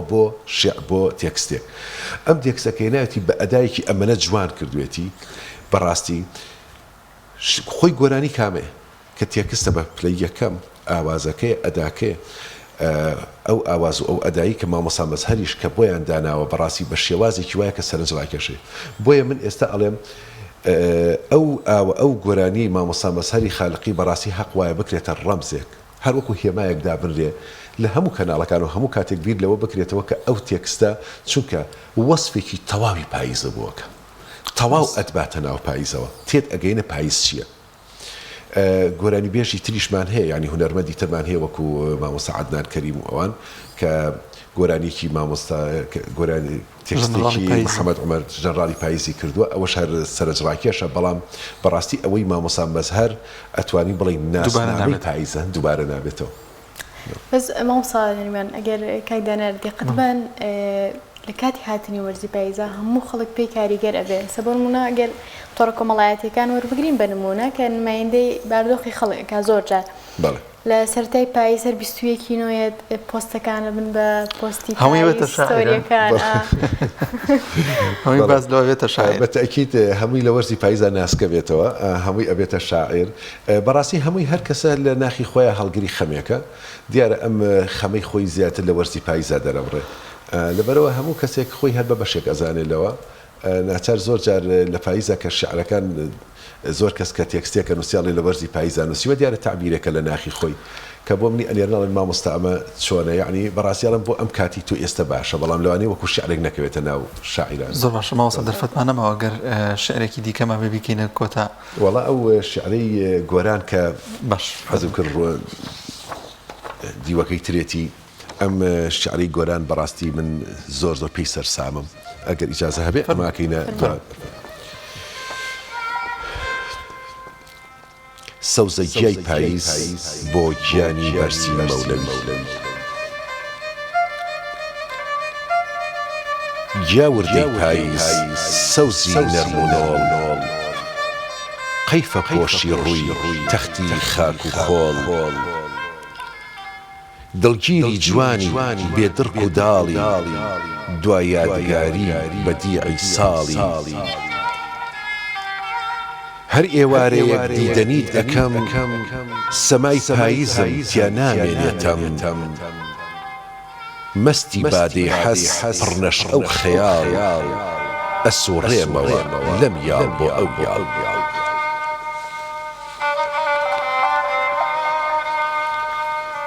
ئەنجا دێم لەسەر سینەی نەرموشن ڕائەکشێم تاوێک لوقمی تەئەممل تاوێک نەغمەی من تاوێک شنەی ژا تا ئەو دی و شاخی ئەندێشەم خۆم بە خۆم ئەڵێم یاران من چیم کرد بۆچ عمری جوانیم وەک پیر بەسەر برد منیش لە دایکی تەبیعەت زاوم بۆچ کردەوەی ئەو نابینە چاو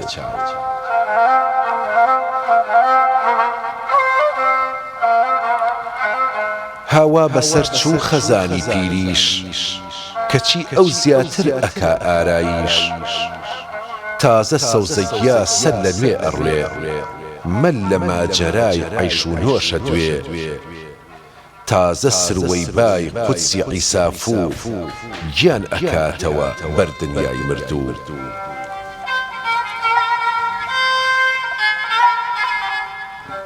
ئەی گیا سەوزەکەی دڵفەرەحاوی وەک تۆ سەرگەرمی سەودای هەتاوی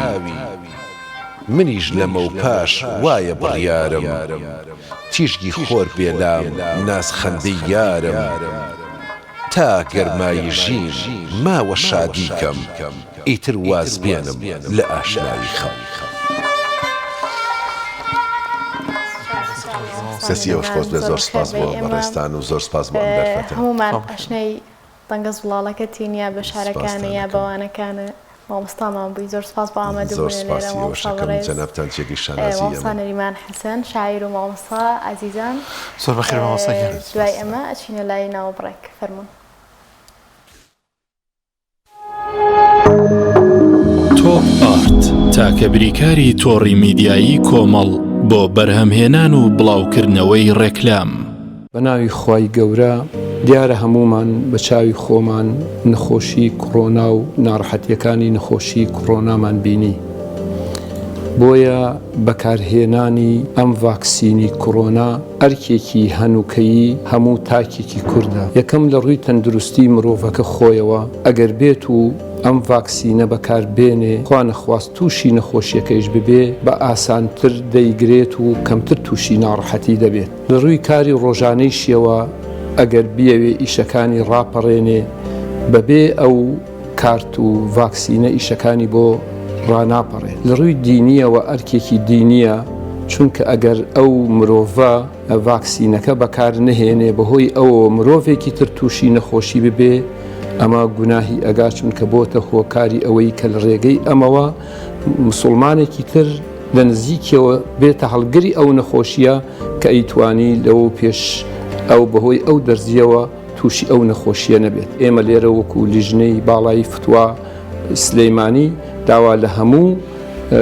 هاوڵاتیان ئەەکەین ئەوانەی کە ئەو دەرزیان بەکار نهێناوە ئەو ڤاکسینەیان بەکار نهێناوە هەوڵ بدەن کە ڤاکسینەکە لە خۆیان بدەن بەکاری بێنن بۆ ئەوەی تا هەموو لایەکمان پارێزرا و تەندروست بین خوای گەورە هەموو لایەک بپارێزێت.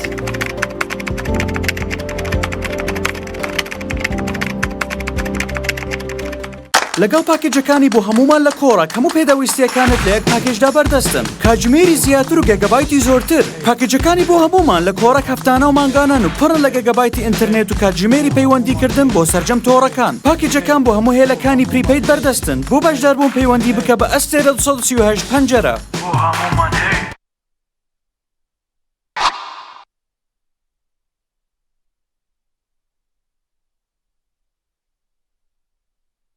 ئاوی بەڕادی سلێمانی دڵنیایی زیاتر تەندروستی باشتر کارگەی ئاوی سلێمانی دڵنیا بمبینیە ئەو جبسەی وێنەی نییە هەردامێکی بخۆشە بۆ من بە ئەو بۆ تۆشە ئادەی پێ بڵێن چییە؟ دینیە هەندی نییە جبسی نینی تامێکی لە یاد نەکراوە تۆپ ئارت تاکە بریکاری تۆڕی میدیایی کۆمەڵ بۆ بەرهەمهێنان و بڵاوکردنەوەی ڕێکلام.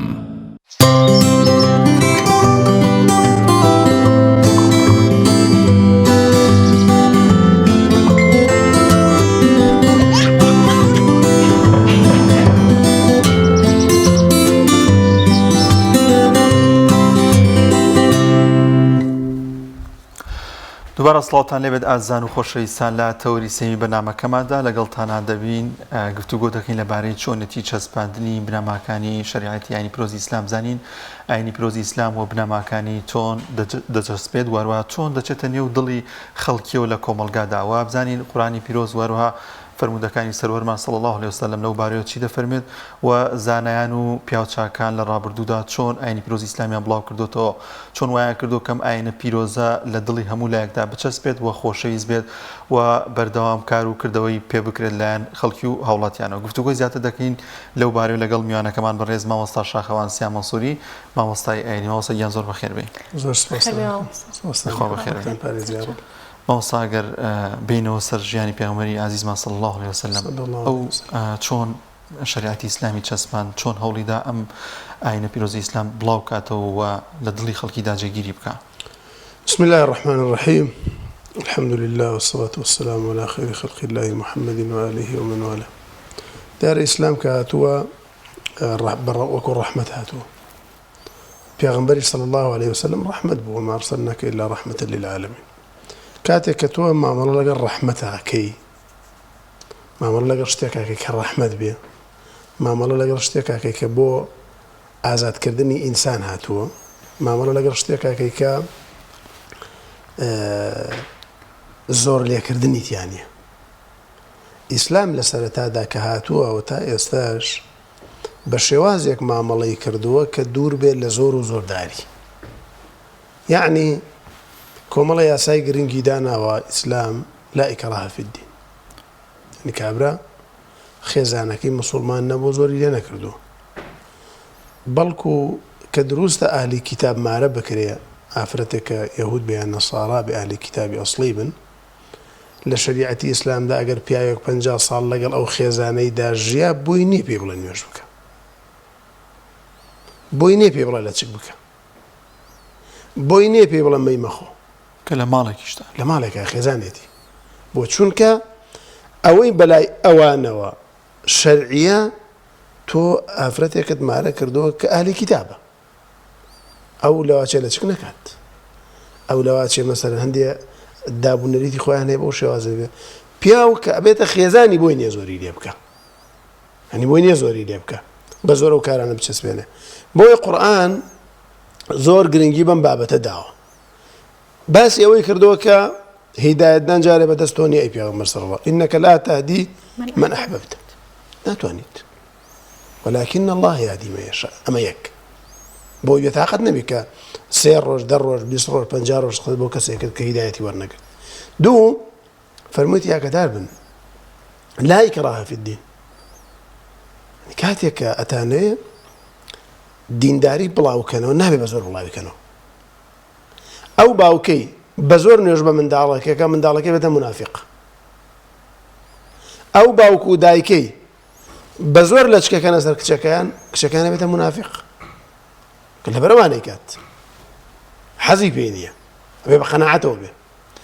بۆیە قورئان دەستەواژەیەکی تری بەکارهێناوە فەرموویەتی فمن شاء فليؤمن ومن شاء فليكفر با هەڕەشەشی تیا بێت بەڵام فەرموویەتی زۆر لێکردن نییە هەنی ئەوەی کە مسلمانە بێ مسلمان بێ مسلمان نابێ ئەرزوی خۆیەتی بەهەشتێکەیەکە لەگەڵ دۆزەقێکە کە بۆ هەردوو تاقمەکەی ئیدەن لە سەردەمی پێغەمبەردا صلی الله عليه وسلم لە عەمەلی ڕۆژانەی پێغەمبەردا پێغەمبەری خوا صلی الله عليه وسلم کەسی زۆر لێ نەکردووە کە ئیسلامی بەسەرا جێبەجێ بکە ئەهلی بەدر کە دیارە جەنگی بەدر کە بە جەنگی فورقان ناوە برێواتە خوای تەعالی جیاوازی کرد یعنی پێش بەدر جیاواز بوو لە دوای بەدر لە جەنگی بەدرا کە ئەو دیلانە ئەگرن کە ئەمە یەکەم جارە ئەمەندە دیل کەوتۆ دەژێر دەستی موسڵمانان ئەوەندە دیلەگرن پێغەمبەری خوا صلی الله عليه وسلم زۆری لە یەک کەسێکیان نەکرد فەرمووی هەر کەسێکتان توانی سەحابەی فێری خوێنەواری کە ئازادێکم هیچ بگرە کابرا هاتووە کافریشە بێدینە دژی خۆی گەورە و پێوان عیلمەکەی لێوەرەگرێ لە بەرەوە بەرەڵایەکات ئەمە ڕەحمەتە کاکە کابرا هاتووە لە دوایەوەی کە پێغەمبەری خوا بەری داوە مسلمان بوو توانێ بۆ مسلمانە بووی ئەگەر لێو مسلمان بوومایان و بە زۆر مسلمانیان کردووە ترساوە بەڵام وە چوومەتە ناو قەومی خۆم هاتوومەتەوە مسلمانە بم بۆ چونکە وتوێتی ئەو ڕەفتارە جوانەی ئەو ئاکارە جوانەی بە عەمەلی بینیومە لە پێغەمبەر و لە هاوڵان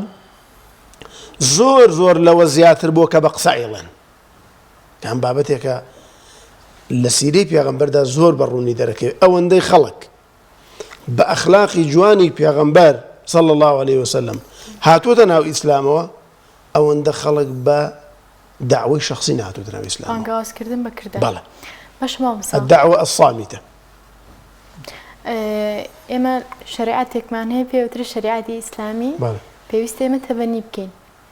باش ئەگەر زۆرکردنیتیانە بێ ڕێگاکانی تەبەنیکردن و چەسپاندنی بەڵێ زۆر لێکردن ئێمە لە ڕابردوودا ئەم ئیسلامە کاتێک کە هاتووە بۆ ئازادکردنی خەڵک وانە ئەنی تۆ هاتووە خەڵک ئازاد دەکات لە کۆیلایەتی لە پرستنی یەکتری بۆیە ئەم دینەی هێناوە ئەم دینەی هێناوە بیگەێنێ بە شوێنێک ئەم دینی ئیسلامی هێناوە بیگەێنێ بە شوێنێک خەڵکێک هاتووە ڕێگری لێ کردووە ئەم ڕێگری لا داوە ئیسلام ئاوێک کە بە جێگایەکدا ئەڕوا جۆگە لە ئاوێک ئەگەر پێشی لێ بگیرێ لە شوێنێک ناڕوا هەرە ڕواوە نییە بۆیە ئەم ئیسلامەش هاتووە یەکسەر تەمەن بۆ زانینتان لەسەر ئیسلامەتی لەسەر کوفر لە مێژوودا لەسەر زوڵم ئیسلام شەڕی کردووە لەسەر زوڵم سەر تەعەدا لەسەر کوفر شەڕی نەکردووە مەگەر هجومیان کردوێتە سەری بۆیە تەماشاکە ئیسلام کاتێکە چۆ بۆ هەندێ وڵات بەڕێگەی چۆن چۆ بۆ جێبەجێکردن بەڕێگەی بازرگانەکانی چووە ئەندەلوس و ئەوانە یعنی بازرگان کە چوونە داعیش نەچووە حافظ قورئان نەچووە تاجرێکی مسلمان چووە ئەخلاقی جوان بوو دیانە کاکەم ئەم ئەخلاقین کێ دوێناوتە وەڵام مسلمانم وردە وردە ئیسلام کەوتوتە وڵاتانە بۆیە ئیسلام کاتێک کە زۆر لێکردنی نییە قەناعەت پێکردنی بەرامبەری هەیە جا قەناعەت پێکردنەکە یان بە کرداری خۆت قەناعەتی پێکەی یان بە گفتاری خۆت قەناعەتی پێکەی بۆیە لە مێژووی ئیسلامیدا نابینیت قەومێک مسلمانێک بنەماڵەیەک بە زۆر ئیسلام کرابێت بە زۆر وایان لێ کردووە کە دژایەتی مسلمانان نەکات دژایەتی نەکات لە مسلمانان نەکوژێت ڕێگر نەبێ لە بەردەم بڵاوکردنەوەی تیشکی پاکی ئیسلامدا بەڵام لەبەرەوەی کافر بووە نەیان کوشتووە لەبەر ئەوەی کە نوێژناکە نەیان کوشتووە لەبەرەوەی کە مەسەلەن کارێک لەو کارانە ئەنجام نادا ئەسڵەن ئەڵێن لە ڕابردوودا کە ئەو کەسانەی مەسەلەن زەکاتیان نەداوە ئیسلام کوشتویانێتی کاکە ئەو بابەتە زۆر لەوە گەورەترە یعنی لەسەر زەکات ئیسلام بیکوژێ بۆیە تەماشاکە شتی تری لە پشتەوە بتۆنەوە بابەت ئەو بابەتە شتی تری زۆر لە پشتەوە بووە شتی سیاسی لە پشتەوە بووە شتی دینی لە پشتەوە بووە یعنی مجرد لەسەرەوە نەبووە بەڵێ بۆیە بەڕاستی شریعەتی پاکی ئیسلام هەر کاتێک بە زۆر چەسپا بەسەر کەسێکدا بەسەر میلەتێکدا ئەو میلەتە زیاتر ڕقیان لە ئیسلامە بێتەوە بۆ زانایان ڕەزا و ڕەحمەتی خوایان لێبێ ئەفەرموون بە هیچ جۆرێک بۆ حاکم و دەسەڵاتدار نییە یاساکانی شریعەت بە زۆر بچەسبێنە بەسەر خەڵکدا ئیلا ئیبن قەیم نەبێ کە قسەیەکی هێناوە ئەڵێ دەوڵەت ئەتوانێت بە زۆر حیجاب بەسەر ئافرەتانە مەسەلەن ئەوە بکە بەڵام قسەی زانایەکە ئەگەرنا ناکرێ بەبێ قەناعەت تۆ شتێ بە خەڵک بکەیت تاکە ئیسلام و پێ ناخۆشە یعنی ئیسلام بە خەڵکەڵە نابێت ڕیا بکەیت نابێت منافق بی من کەسێک لە بەرخاتری من نوێژ بکە لە بەرخاتری من لە چک بکە لە ترسا ئەمە بەڕاستی زۆر باش ڕایەک دروستە بێ ماوەسا هەر سەبارەت بەو قسەی بەڕێستان ئەمرکردن بە چاکە نەهیکردن لە خراپە زۆر جار نەهیکردن لە خراپە ئەبێ بچەسپێنێت ینی زۆر جار ئەبێ بە شێواز لە شێوازەکان زۆرێکی تێدا بێت کە خراپەکاری نەکرێت لە نێو کۆمەڵگادا ئەمەش ناچێتە بابەتی بابی ئەوە ئەمە ئەمر بە چاکە و نەهیکردن لە خراپە ناچێتە بابی زۆرەوە بۆ من پیاوێک ئەگرم ئەڵێم حتا مسلمان نەبی بەرت نادەم ئەمە زۆرە ڕوونە بەڵام دێم داوای کەسێکە کە مەڵم کاکە قسەت بۆکەم ئامۆژگاری دەکەم ئەگەر قسەکەمت بەدڵ بۆ ئەمە ئەمر بە چاکەیە وانە ئەمە ئەمر بە چاکەیە ئەگەر قسەکەمت بەدڵ بوو بە گوێم بکە ئەگە بە گوێنەکەدی نابێت زۆری لێ بکەیت بەڵام بابەتێکی تر هەیە بابەتی تێکدانی کۆمەڵگایە کە ئەمە ڕێگریکردن لە خراپەیە ڕوونە پێغەمبەری خوا صلی الله عليه وآله وسلم فەرمێ من رأى منكم منكرا فليغيره بيده ومن لم يستطع فبلسانه ومن لا يستطع فبقلبه وذلك أضعف الإيمان بوج إنسان كاتك بابتك لە دوو شتایەک ئەگرێتەوە هەم لەوەی کە ناشەرعیە هەم لەوەی کە کۆمەڵگاتێکەدا ئەبێت تۆ ڕێگەی لێ بگریت هەم ناشەرعیە هەم کۆمەڵگاش بەرەو عقارێکی خراپە بات ئەبێ ڕێگەی لێ بگری بەڵکو هەندێک جار بابەتێک شەرعیە بەڵام کۆمەڵگاتێکەدات ئەبێ ڕێگەی لێ بگریت لاوەچە بڵێ چۆن وانێ نمونەیەکتان بۆ بێن لە خزمەتانە بەڵێ مامسۆ چۆن هێشتەکە شەرعیە و بەڵام کۆمەڵگاتێکەداوە نیە لە سەردەمی ئیمامی عومەردا ئیمامی عومەر وتی یەک کەس بۆی نییە ئافرەتی ئاهلی کتاب مارەکات خۆ شەرعیە وانە شتێکی شەرعی و ئیسلام ڕێگەی داوە ئیمامی عومەر فەرمووی کاکە چن لە هەندێک لە وڵاتان ئافرەتی ئەوان جەمالیان جوانترە لە ئافرەتی ئەمە چنەوەنە ماراکەن و ئافرەتەکان خۆمان قەیرە بوونە خۆمە حەڵاڵ بوو وانە دروست بوو بەڵام بەڕاستی ئیمامی عومەر ڕێگەی لێگرت فقی ئیمامی عومەر بوو فەرمووی نابێت کچی مسلمانان قەیرە بن ئەبێ لە کاتی خۆیان شووکەن ئەمە شەرعیش بوو بەڵام تێکدانی کۆمەڵگا بوو شەرعی بوو دەستی دەست بە بڕێ بەڵام زوڵمێکی تیا بچووکە خەڵکی پێتێر ناکرا فەرمووی نابێت دەستی دەست بە بڕێ خۆ لە قورئان هاتووە وانە بۆیە ئەم هەندێک لەو بابەتانەی کە ئەچێتە بواری تێکدانی کۆمەڵگاوە دەوڵەت هەر کەسێک بوو هەر باگراوندێکی ئاینی هەبوو ئەتوانێت ڕێگری بکە وەکو تێکدانی کۆمەڵگا بەڵام وەکو فەرزکردنی قەناعەت فەرزکردنی قەناعەت بە هیچ جۆرە دروست نییە باش مامۆستا شاخەوان کێن ئەوانی کە ئەتوان ئەم زۆرە بەکاربێن ئایا هەر کەسێک لە خۆی ڕاست بۆ ئەوانێ وەکو تاک ئەتوانێ ئەم هێزە بەکاربێنێ یاخود پێویستی بە دەسەڵاتێک و پێویستی بە سوڵتەیەکی تایبەتمەندە طبعا ئیسلام کاتێک کە حکمی کرد ئەو کاتە دەوڵەتە وانە دەوڵەت ئەتوانێت هێز بەکاربێنێ دەوڵەت ئەتوانێت هەندێک بڕیار هەیە بیدا یعنی ئێستا مەسەلەن کەسێک کە دزی ئەکات ئەبێ باوکی لە ماڵە بگرێ دەستی ببڕێ شتیوانی کاک وانە کەسێک بوختانەکات بۆ ئافرەتێک ئەتوانی یەکسەر تۆ حکمی شەرعی بەسەرا جێبەجێک ناتوانانی ئەم کۆمەڵێ بابەتی زۆر گەورەیە بە دەوڵەت ئەکرێ ئەوەی بە دەوڵەت ئەکرێ زۆر جار بە قورئانەکە ناکرێ خودی قورئانەکە خۆی خەڵک بەگوێی ناکە بۆیە ئەوە دەوڵەتە ئەتوانێت ڕێگیری بکات لە هەندێک کار کە کۆمەڵگاتێکەدا نەک شەخص مەسەلەن بڵێن خەڵکێکی خراپ پیاوەیان ئافرەتە لە گەڕێکێکایە ئەو گەڕەکەی تێکداوە بە مەسەلەن لە ناوی برن بۆ کەس نیە لە ناوی بەرێ کاکە وانە با کاری خراپیش بکات یان مەسەلەن جێگایەکە بێکە ئەمە جێگای خراپەکاری بێ خەڵکێک بڕوا بیسووتێنێت خەڵکێک بڕوا بە شێوازێک لە شێوازەکان بیتەقێنێتەوە ئەمە با تێکدانی کۆمەڵگاش بێت بەڵام بۆ شەخص نییە ڕێگری لێ بکە بەو شێوازە چونکە ئێمە یەکێک لە فقی گۆڕینی مونکەر ئەوەیە کە مونکەرێکی گەورەتر نایدەشوێنی ڕوونە یعنی جاری وایە تۆ مونکەرێک ئەگۆڕی شتێکی خراپ ئەگۆڕی شتێکی خراپتر دێتە جێگای مەسەلەن کابرایەک دێ جێگایەکی پچکۆلەی داناوە خەریکی ئیشی خراپەکاریە کەسێک دێ سووتێنێت ئێوە دوای گەورەیەکەنەوە ئینسانە شوێنە گەورەتری شێدەنێ حیمایەکشی بۆ دانن بۆیە فقی تەغیری منکەر زۆر گرنگە کە ئینسان ڕەچاوی بکە بەڵام ئەوەی کە گرنگە ئێمە بیزانین بەڕێزان ئەوەی کە گرنگە ئێمە بیزانین لەوەندەی کە دەسەڵا ئیسلام حکمی کردووە لە سەردەمی پێغەمبەرە تۆ تەسەوور کە ئیسلام حکمی کردووە لە سەردەمی پێغەمبەرەوە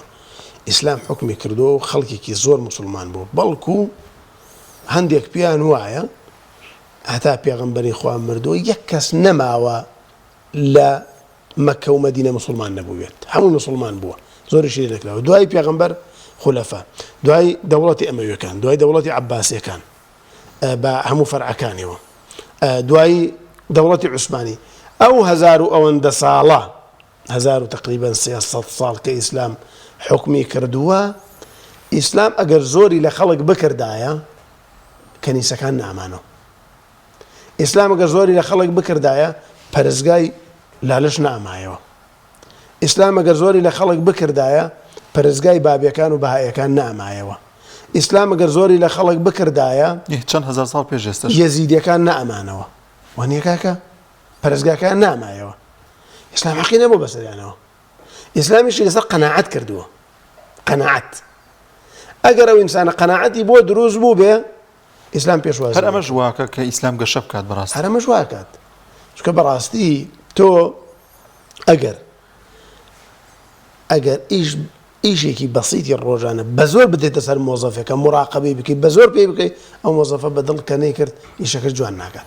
چاوەڕێ ئیسلامەتی کە ڕۆژێک نییە و دوان نییە و بیست نییە و دەنێوە نییە چەندین ساڵە چۆن بە زۆر جێبەجێ کرێ هەر کاتێک ئیسلام بە زۆر جێبەجێ کرا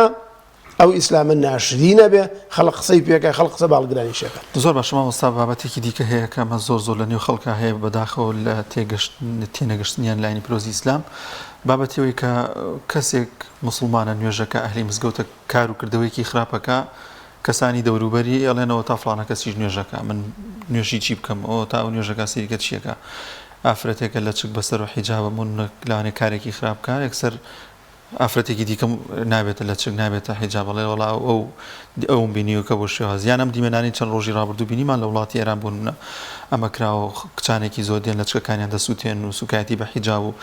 جایەتی ینی پیرۆزی ئیسلامەکەن هەنێکیان هەڵبەتە نەک هەمووی ئەمە بەدی دەکرێت ئایا ئەمە چۆن لێ بڕوانین چۆن ئاینی پیرۆزی ئیسلام وەکو خۆی وەربگرین تەبەنێکێک لە فێڵەکانی شەیطان ئەوەیە کە پیاوێکە یان ئافرەتێکە ئەو فکرە ئەباتە مێشکەوە کە کاکە من خەڵکە بواتوتی وەڵا نایم بۆ حەج بۆ نای بۆ حەج وەڵا فڵان کەس چوو بۆ حەج واتەوە قۆڵی خەڵکە بڕێ ئەمە فێڵی شەیطانە خوشکێکی بەڕێزە وەڵا من حیجاب ناکەم چونکە فڵان حیجاب یعنی لە ناو 1 ملیۆن ئافرەتی حیجابە دانەیە خراپە دێ دانەکە کاتە قیاس ئەی باش ئەم ملیۆن حیجابە کە چاکن بۆ ئەمانە خۆت ئەوانە ناکاتە پێشەنگی خۆت فێڵی شەیطانە تەبەن بەڕاستی فێڵی شەیطانە وەڵا من ناچم بۆ جومعە چکە بەڕاستی و خەڵکە چێ بۆ جومعە واکە من ناچم بۆ نوێژی جەماعەت چکە ئەهلی مزگەوت ئاوایە من حیجاب ناکەم چکە ئاوایە من ڕیژدار نانم چونکە ڕیژدار ئاوایە ئەمە بابەتێکە ئیسلام جیایە موسڵمانیش جیایە کاک ئیسلام جیایە ئیسلام پاکە بەڵام مسلمان هەڵگرەکە هەندێجار پاک نییە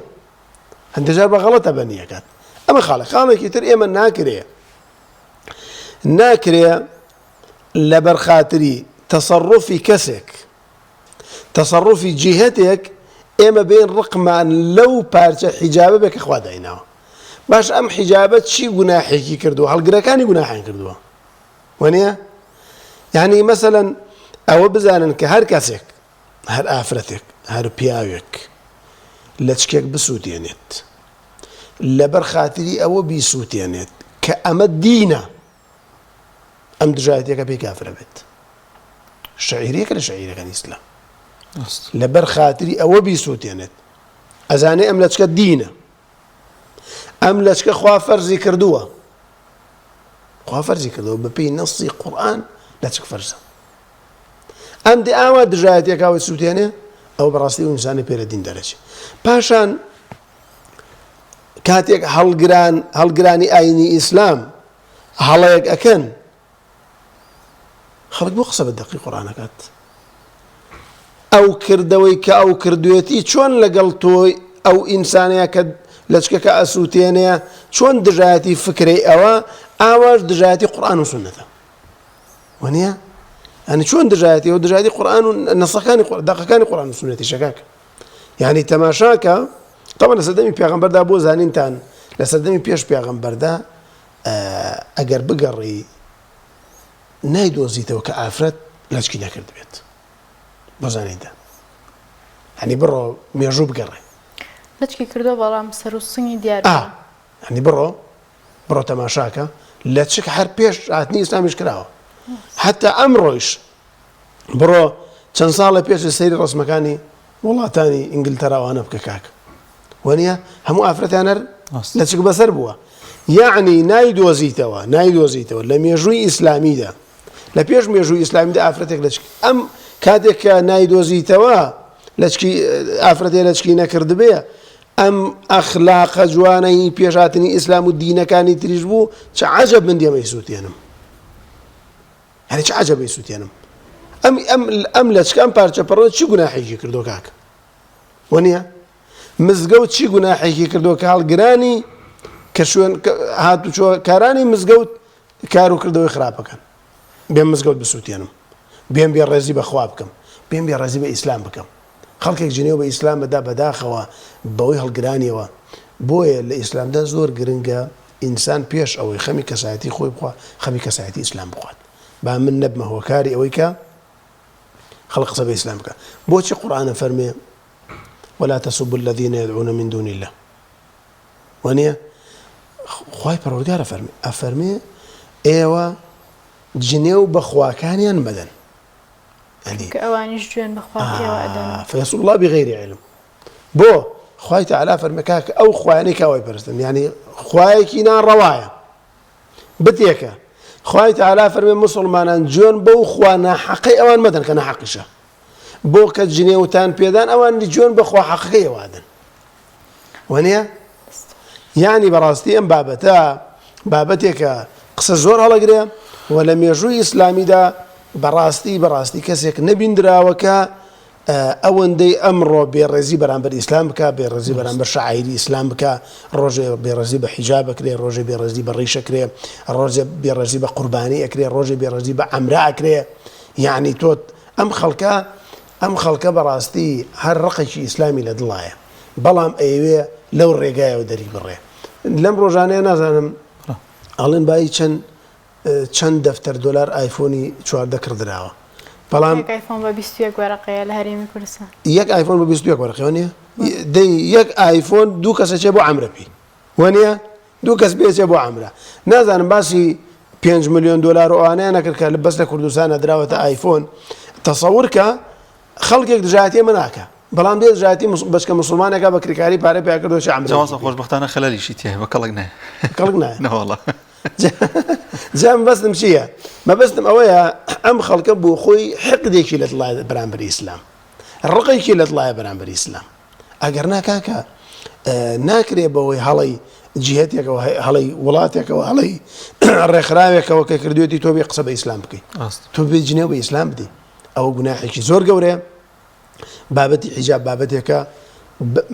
قورآن زۆر بە ڕاشکایی باسی کردووە پێغەمبەری خوا صلی الله علیه و زۆر بە ڕاشکایی باسی کردووە بابەتی ئەمڕۆ ئەسڵەن ئەم زوڵمانەی کە ئەکرێ ئافرەتێک ئەکوژرێ لەسەر ئەوەی کە مەسەلەن لەچکی فڕەداوە ئەکوژرێ بۆ نمونە یەقینتان هەبێت ئەوە هین ئەوەی ئیسلام حکم ناکات ئەگەر ئیسلام حکم بکە ئیسلامی ڕاستەقینە حکم بکات ئازادی دەبیش قەناعەتە دو پرسیار ئەگەر بە ئازادی ئاینی پرۆزی ئیسلام بڵاو بێتەوە هەر کەسێک بێت کە ئەم وەربگرێت کەسێکیش کە نەوێت نابێتەوەی کە گەشەسەنی ئاینی پرۆزی ئیسلام لەو کۆمەڵگایەدا ینی بەش نمونەیەک بێنمەوە ئەوەی کە باسیەکەن بەڕاستی وڵاتی تورکیایە بە شاز لە شازەکان ئاینی پرۆزی ئیسلام ئازاد کراوە ساڵ لە دوای ساڵ ینی کچانێکی زۆر دەبنە حیجاب ئاینی پرۆزی ئیسلام زیاتر بڵاو بێتەوە بۆ من لە وڵاتەیە وڵاتەکەیان سەرۆکەکان بە شێوازێک بێ من نازانم سیاسەتی چۆنە بەڵام وای کردو کە ئاینی پرۆزی ئیسلام ینی بە ئازادی بێ نایچەسپێنێ کۆمەڵێشتی ڕێگەداوە لەم ناشۆ کۆمەڵی مزگەوت و کۆمەڵش سیدیکی ڕێگەیە ئەوانە وردە و دەبێتەوەی گەشەسەندن ئاینی پرۆزی ئیسلام ئەمە تا چەند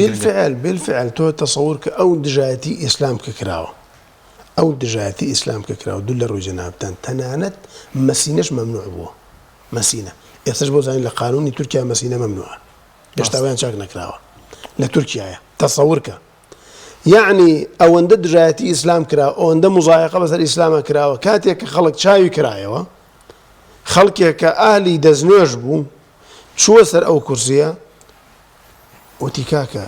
ئەوەی مسلمانە بە دینداری خۆی بکە و ئەوەشی مسلمانێ بە ئیش و کاری خۆی بکات خەڵک ئازادە بەڵام ئەوەی کە پێش ئەو بوو وتی ئەوەی کە ئاهلی ئیسلامە نابێت ئیسلامی خۆی جێبەجێ بکات ئەوەیشی کە ئاهلی خراپەکارێ بە جێبەجێ بکە بە ئارەسوی خۆی ئازادی پێدا بەڵام کاتێک کە مسلمانەکە دی ئازادی پێدا چونکە ئەزانەیە بە زۆر شت ناچەسبێ بەسەر خەڵکدا بە زۆر ئیسلام جێبەجێ ناکرێ کاکە دەقەکانی قورئان و حەدیث بۆ مسلماناتون ئەتۆ ئەم مسلمانە ئەگەر کەسێک بە بۆ خۆی قەناعەتی بە ئیسلام نەبێ ڕاستە قەناعەتی بە ڕۆژوو نەبێ ئەبێ مەسەلەن بە دزیەوە شت بخوا باش کرا بە ڕۆژوو بێ ناگرێت شتەکە بە قەناعەتە بێ بۆیە هیچ کاتێک نەبووە لە ئیسلامدا ئیسلام زانایانی ئیسلام هەڵگرانی ئیسلام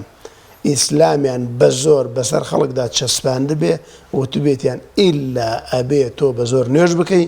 تۆ بە زۆر ڕۆژوو بگری تۆ بە زۆر زەکات بدەی تۆ بە زۆر قەناعەتە بە ئیسلام بێ هاتون عەرزیان کردووە فەرزیان نەکردووە ئەم ئیسلامە عەرزە کرێ ئەم ئیسلامە فەرز ناکرێ هەر کاتێ ئیسلام فەرز کرا بەسەر خەڵکدا خەڵکەکەی منافقە بەڵام هەر کاتێ ئیسلام عەرز کرا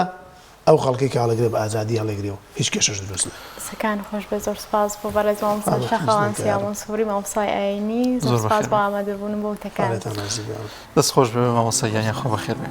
بەڵازان و خۆشەویستان نازانم لە پێامێرمان سوێب ئامادە بێ بەڵام دیارە ئامادە نەبوو بۆی گرفتێکەوە بەرنامی پامی ڕۆژمان پێشکەشکرد بۆ هیوایی کە سەرجەم بڕگۆ بابەتەکانمان جێگەی سود و ڕەزامەندی ئێوەی ئازیز بێت تا بەرنامێکی دیکە بەخواتان دەستپێری خواتان لەگەڵ خوا ئاگادارتان